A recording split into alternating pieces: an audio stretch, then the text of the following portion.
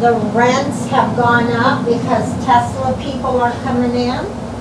They advertised that they were having, I don't know how many thousands of openings for Tesla people. I hope they really do, because you know what else goes on this time of year, and this election year too.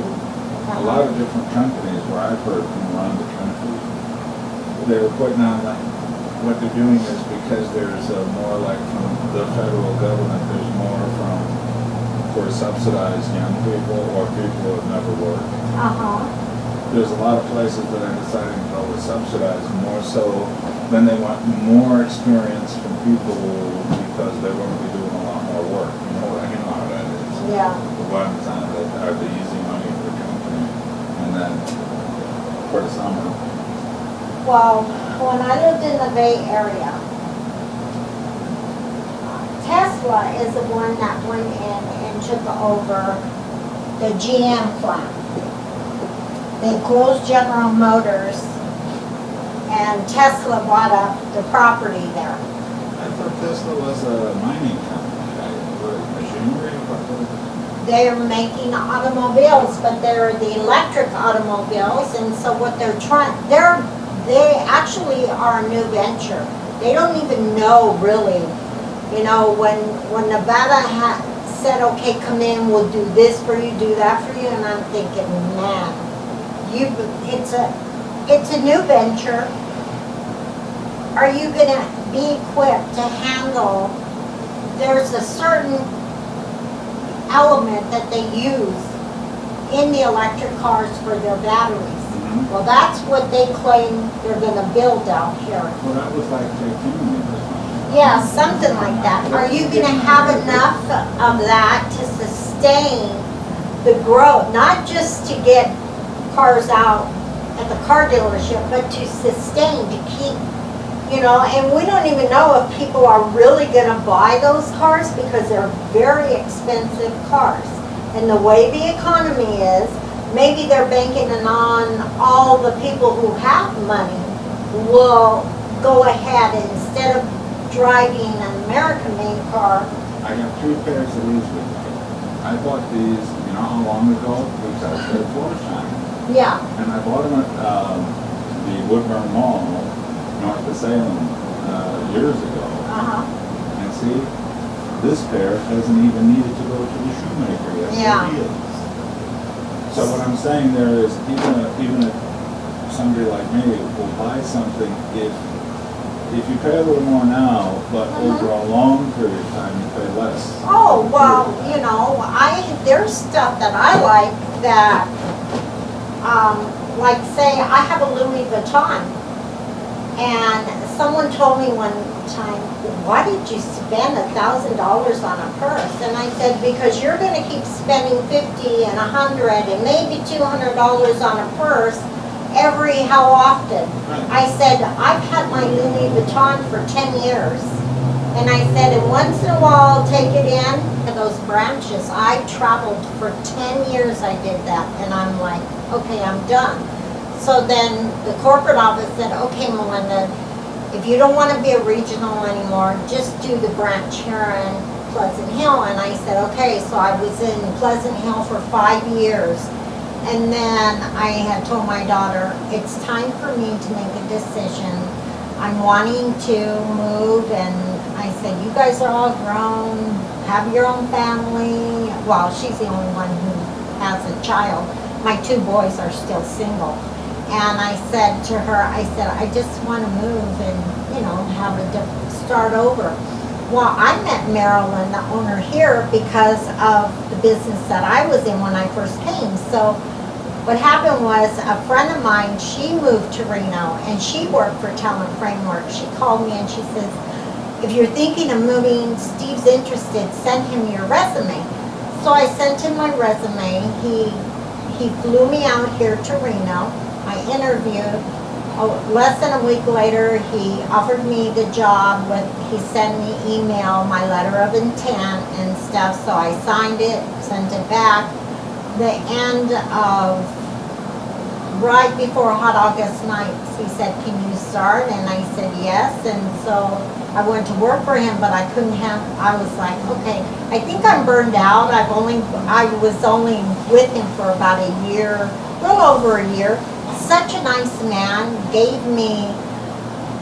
he ended up giving me severance. He didn't really have to because I was only there for a year and 3 months, and he ended up giving me $7,000 severance.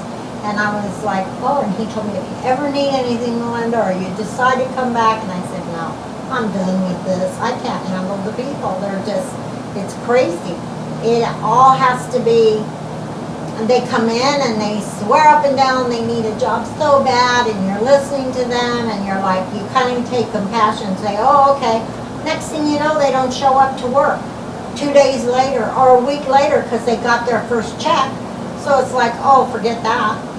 So, and the client's calling mad, and I'm having to like, oh, I'm so sorry, blah, blah, blah. And you have backup people, and a lot of times, come Friday in this town, you better forget about anybody wanting to go to work until Monday or Tuesday of the following week, because their mindset is so different. It's like, and I'm not kidding, they actually have said to me, oh, I don't want to drive out that way. That's like a 20-minute drive. And I'm looking at them, and here I travel two and a half hours every morning to go to work, and 2.5 hours every night to come home. 5 hours a day I commuted, and I'm like, I'm done with all that. Same goes in Oregon. The same. Leather's good. I said, he really makes good products. And I said, that's why I spend that money when you're buying cheap stuff, for lack of a better term. That's like, I can assure you, 12 years ago, my wife found that purse when the Sears Karen. People. But yeah, I had to go, I think is what I was going to say there, to do all that. We lived in Corvallis, it's just outside of Corvallis. Between Corvallis and Albany. And so right away, every day, you have to go, every day, you're going to be going up to Salem. And for me, on top of it, always too, you might be in an office, you might be out in the field, you might be out talking to people, you might be going to court, you might be going to an insurance center. Yeah. And you spend all day on wheels. And then it gets to be about 10 or 11 o'clock at night. You know, guess I'll go home now.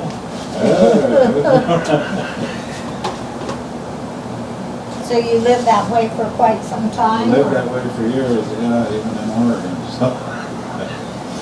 1 year. Which can be fun, because coming down from there, the easiest way for me was, I-5 at the time was always very crowded and very accident prone.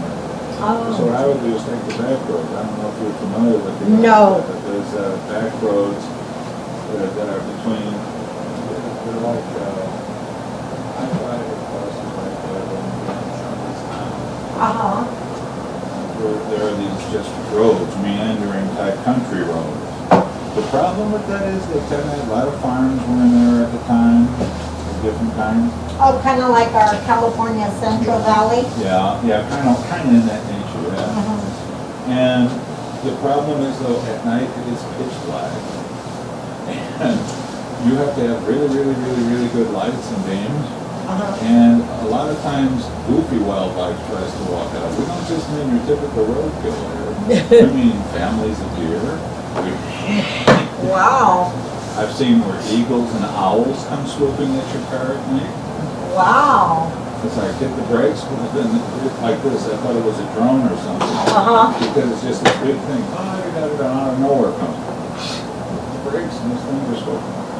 And what was it? An eagle? Giant owl. Oh. It was a very broad one with big wingspan owl. Just wow. That's scary. Yeah. It's kind of like in those sci-fi movie pictures, or those hack 'em, slash 'em kind of movies, and you see something comes out, and it's going to attack you.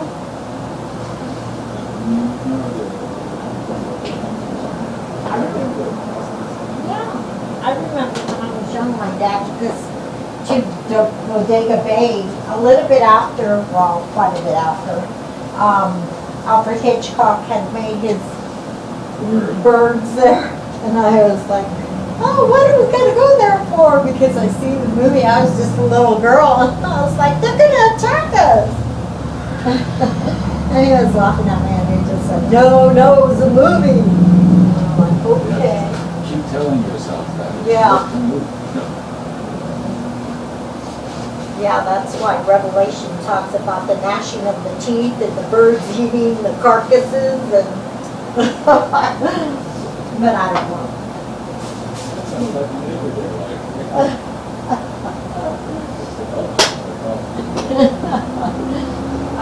There's a lot of vultures in this world that don't look like vultures. The only time I went to Oregon was, I used to work for an electronic company called Lit and Applied Technology in Santa Clara, and they had, somebody brainstormed and said, oh, let's build a plant in Eugene, Oregon. And what we'll do is we'll take all the manufacturing out there. Duh, you need people. So I was in HR at the time, and they said to me, Melinda, we want you to go out there. Our facility is done being built and blah, blah, blah. We're going to hire people close. You're going to go out and advertise. We already posted some advertisement. And this is before Craigslist or any of that kind of stuff. How many Oregonians wanted to come? Well, let me tell you, it was frightening.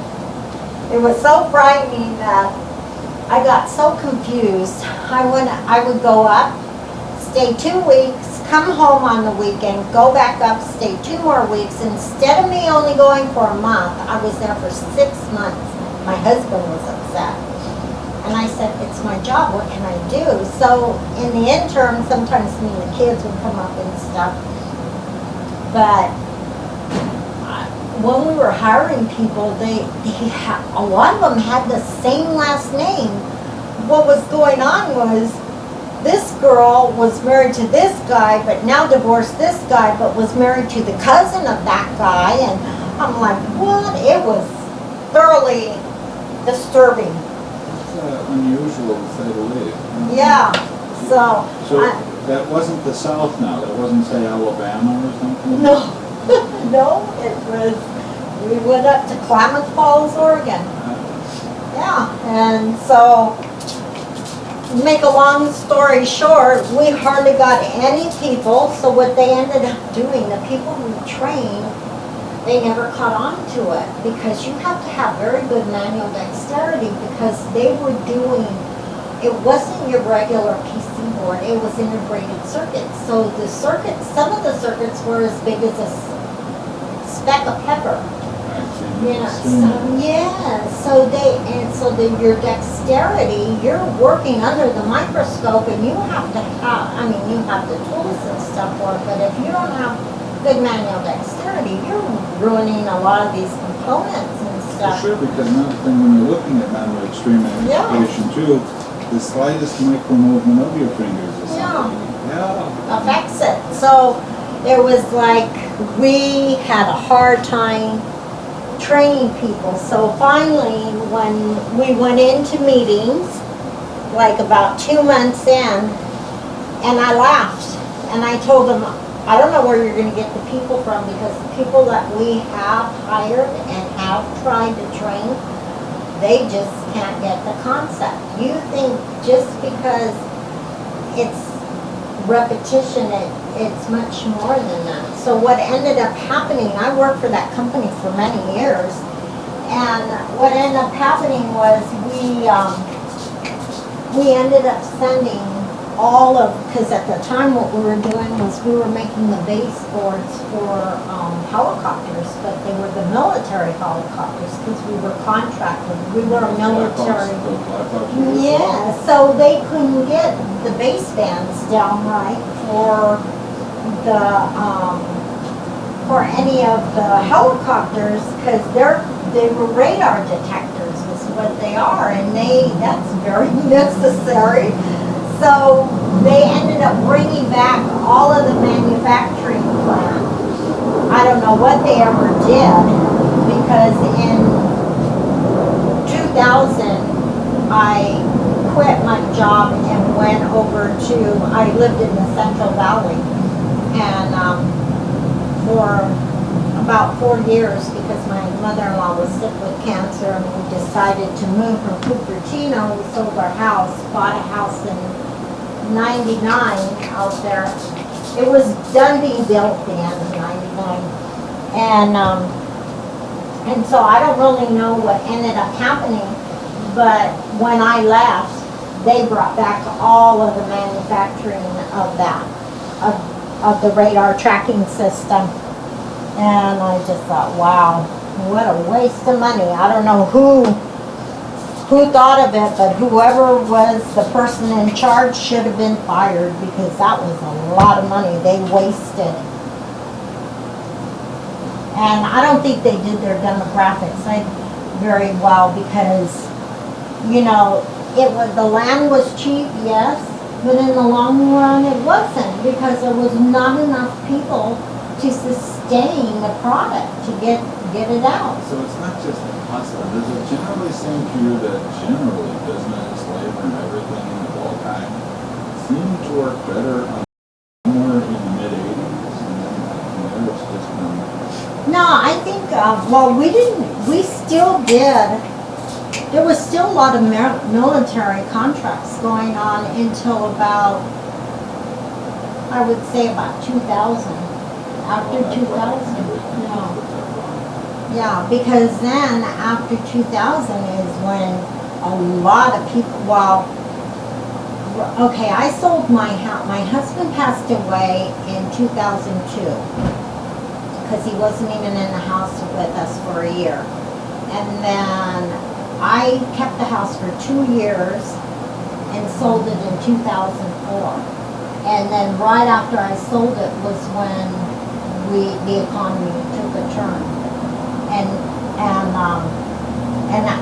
around that time I could see the industry. I was already in the staffing industry, so that industry soared because there was companies that couldn't afford to keep people that still needed the production, so they came to us because it was cheaper for them not to have the workers' comp and, you know, any of the payrolling, none of that. Insurance, none of that. You know, health insurance, vacation pay, because we offered that like a regular business, and that's how you make money, is you show, you know, you want to stand out from your competitor, and a lot of the competitors back then, because we were our corporate office was in Chicago, so because they had already been established for many years, what they did was, I always like to use the concept that, you know how you go to Costco and you buy bulk, and obviously you buy because it's cheaper. Well, that's how I am.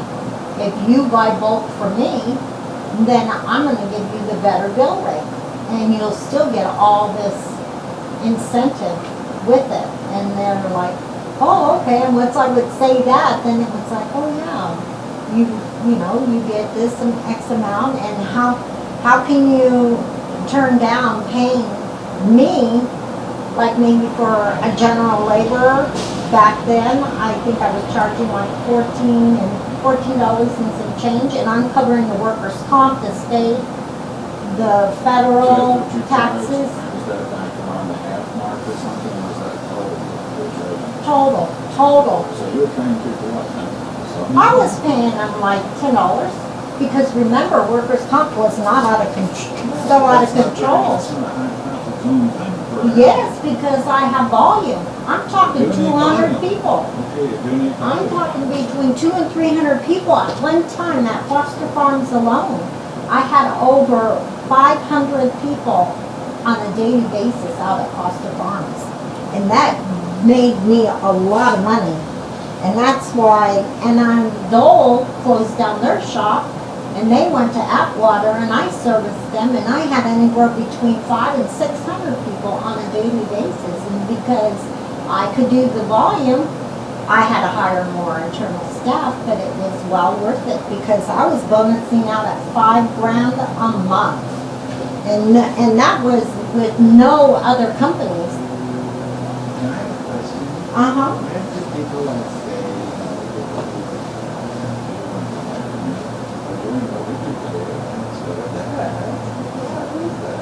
Well, I just stopped doing that a year ago, but I couldn't take it anymore. People are horrible. And then the different caliber of people, I'm sorry. I don't mean it mean. The businesses here are very different than California. Maybe because I was in California and I always worked with them in California. Are you talking from industrial or industrial based like? I used to do Google. I used to do Trader Joe's, strictly warehouse. I did all. So it doesn't matter, it's that classification. I did all the city of Modesto. I had their contract for 5 years. I did everything from their parking, their guys that trim the trees, sewer guys, their parking garage, the utilities. Majority of what they expect is. What do you mean? Well, our business is different than it is. Well, first of all, after the money crash and everything, there's no volume anymore. You don't see any volume at all. It's a rarity. I mean, Blue Diamond was one of my bigger clients that I had in the Central Valley as well, and I had anywhere between 8 and 1,000 people, and because I used to do Stockton and Modesto, so combined in that sound. I had to hire 3 girls to cover payroll. They sat there and entered everybody's time cards. And when they didn't get a time card in, because I would do a report, and I knew how many people were out at each location, and we didn't get Johnny's time card, we were calling, or we were calling him, or calling the supervisor, oh yeah, I forgot to send Johnny's fees out. I said, you need to send it ASAP. I need to pay him, and I would remind him that it was a legal issue, right? He didn't get paid. And I said, and I need that. And so, but here, it was very different. There's no sense of urgency. I don't know how some of the boards stay with it, and I'm not talking about the employee, I'm talking about more the client. They're so wishy-washy. Oh, yeah. Oh, no, I don't need them today. And here they signed a contract that it's a 40-hour work week, blah, blah, blah. You do realize I'm still going to charge you, If you go in and you tell me that it's only part-time, certain hours, and that's You fine. never offered terms generally or that you will. Yeah. So these be fine. And then too, I notice here they have a hard time because I was used to, okay, the day you cut the checks, you do your payroll, it generates an invoice. The system we have to click over, we would use a system called Homeowner. And it would click over and it would generate that, break it down, that person, Jim, whatever, worked 40 hours times the bill rate, and it gave them, and it showed the week that it was. And so what I would do is the client signed off on the time card. I kept the time card for corporate. I kept the time card for me. But I also made a copy of the time card, so when I sent out the invoice, there was an additional copy for them to go ahead and say, oh, you referred to your name. Oh, yeah, he did work those hours. I did sign it, blah, blah, blah. So there was never no issue. Where I have problems here was we would do it at 7. Once you get that invoice, you got 7 days, and if you don't pay me, you have to be like a large corporate, like Sedit Logistics. I work with drivers, so I would tell them, okay, they said, well, we only pay out once a month. I said, I need that in writing because I gotta shoot it to corporate. They're gonna tell me yes or no, and if they tell me no, there's nothing I can do about it. Oh, okay, and oftentimes corporate would, because they would do all the background on them, they go into Bradstreet and look at their rating. Somebody said hi, get all Microsoft. Yeah. All right. So, yeah. What you call it, yeah. Yeah, like the city of Modesto, we have ways like too, so. hey, Trust the we city? care. Well, we trust the city because it wasn't in bankruptcy. No. No, I know. pirates everywhere. So anyway, but that's what I mean about them is that they can pay their bills, so it's very hard to do business. You know, and I'm like, ah. And because being a branch manager, or when I was the regional manager, I'm responsible for all those branches. So if I go in and I see, we would do the numbers every week. If I see you're aging, hey, you got people that owed you for 60 days. What's going on here? So I, as the regional, would have to go and visit those people.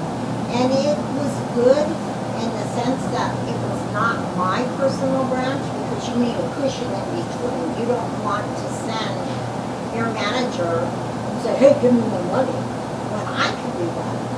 No, You know? just came out and said, well, it's all my driving case. What is it? Oh, I could make you a deal that you can't refuse, or. Yeah. But, and construction people, oh my God. I did work with an electrical company that is one of the biggest in the Central Valley.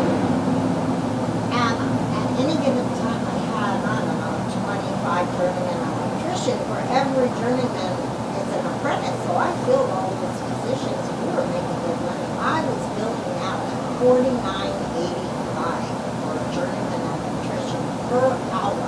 I'm paying the guy $20, you know? So my manager comes from Chicago, and he says, Linda, let me ask you something. And he says, are you afraid someone's going to come down and sweep that account? And I said, no, why? And he said, because you see the bill right on that? And I said, yeah. I said, well, they were comfortable with it. I said, I did the math. Go down the hall, go down the street in the union halls there. See how many people they got on the books because they can't get them to work. I said, this company is non-union. They have nothing to do with it. At one point, the union hall guy told the guys, oh, she can get you to work faster than I can. And I was like, cool. So once I had them, I ended up with like 10 other companies, electrical companies, because we ended up having a reputation that we can send you to work, and we had good workers. And what I did was I partnered with that company, and they even gave me their test, how they knew, the journeyman knew three-phase wiring, because they were in the commercial. They were not residential. They were commercial industrial electrical company. And so at one point they had, they were doing the Vacaville outlets out there, and they wanted my guys to go out. And I said, fine, where are they staying at? What hotel are you paying for them? What per diem, amount of per diem are you giving them per day?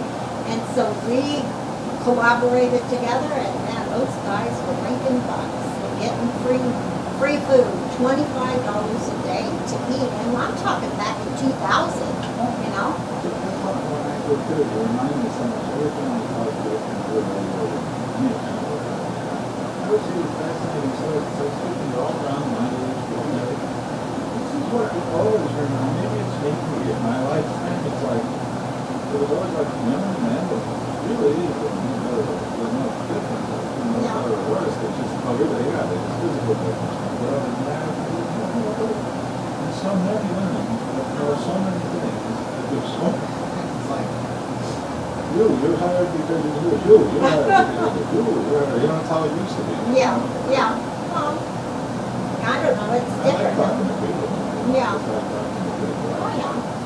Enjoy it too.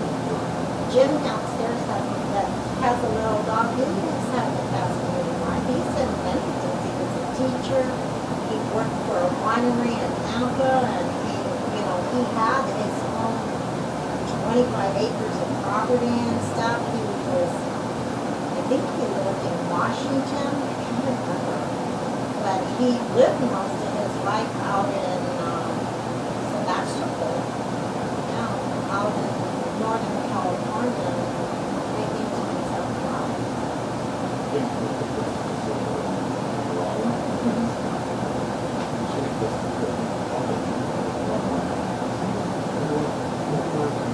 Yeah. Yes. Yeah.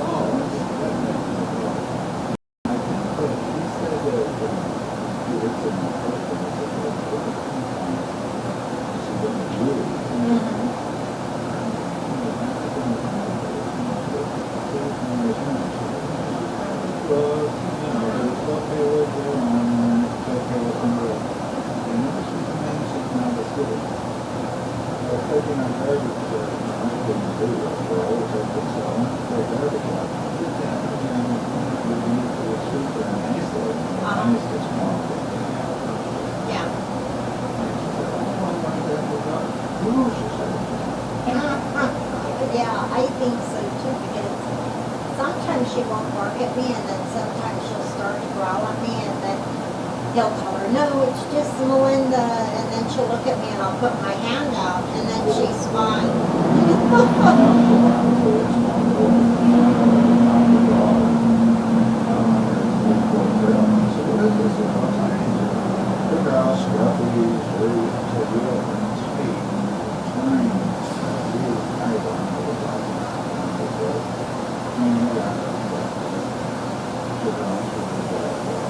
Yeah. So she somebody was pretty quick there, but she wasn't about to make an idea. And she wound up with nothing. Queen that lays, you know, like, and she said, no, that's all that comes from me.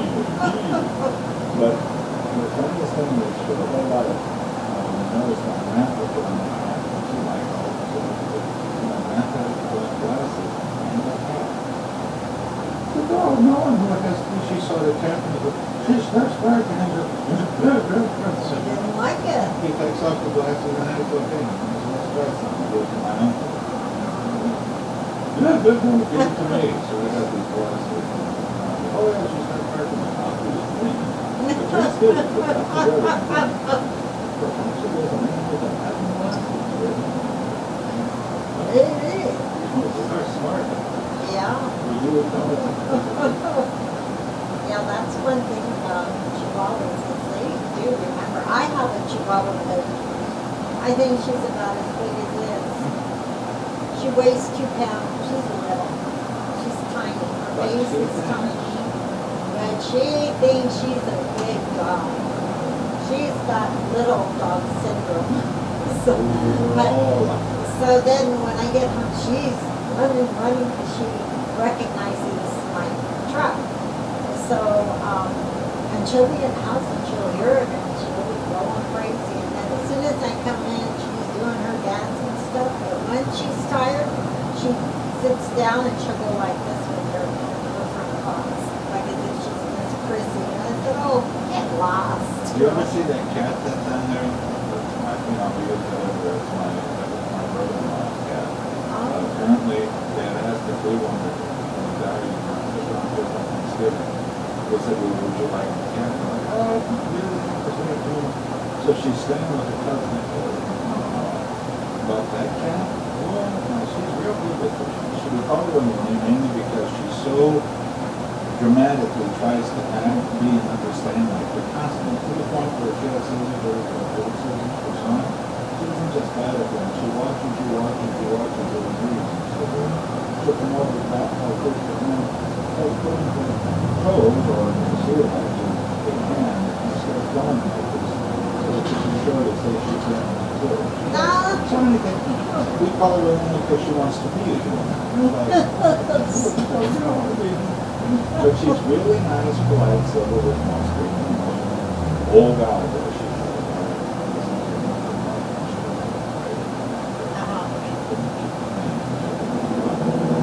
so my brother-in-law, he took her to the town. Then she opened up the